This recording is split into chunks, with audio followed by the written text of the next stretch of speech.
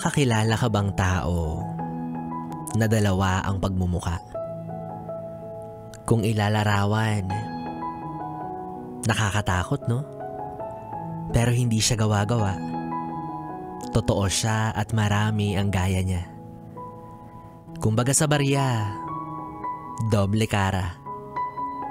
Yung tipong litong-lito ka nang pakisamahan siya dahil tila may pag-uugali siyang pambihira. Pagkaharap mo, okay naman. Magkasundo kayo na tila bang wala kayong pag-aawayan.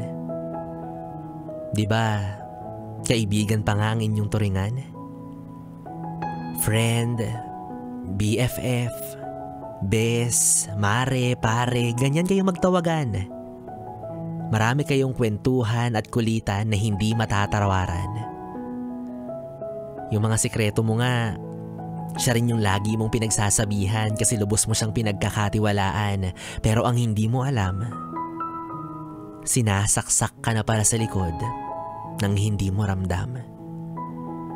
Kasi sa pagkakataong maghiwalay kayong dalawa at magkatalikuran, doon na siya nagmimistulang pekeng kaibigan. Wala kang kamalay-malay, sinisiraan ka na pala sa iba. Ang dami nang nakikwento tungkol sa'yo na imbento lang niya.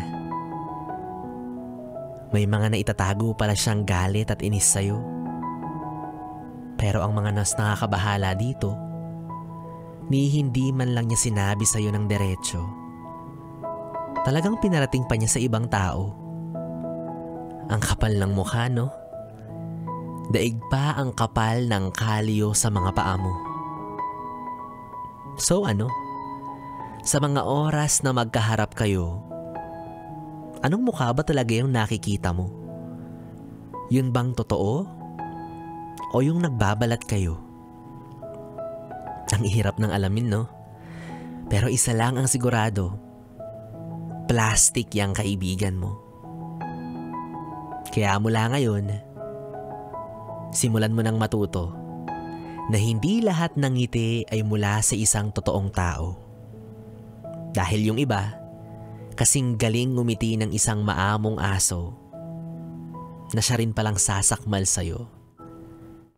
At kung hindi maiwasang mapaligiran ka ng mga ganyang klase ng tao, manatili ka lang kalamado.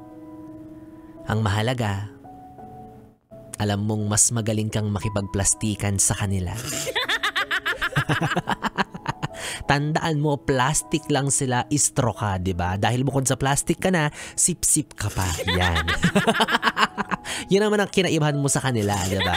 Mas masahol pala.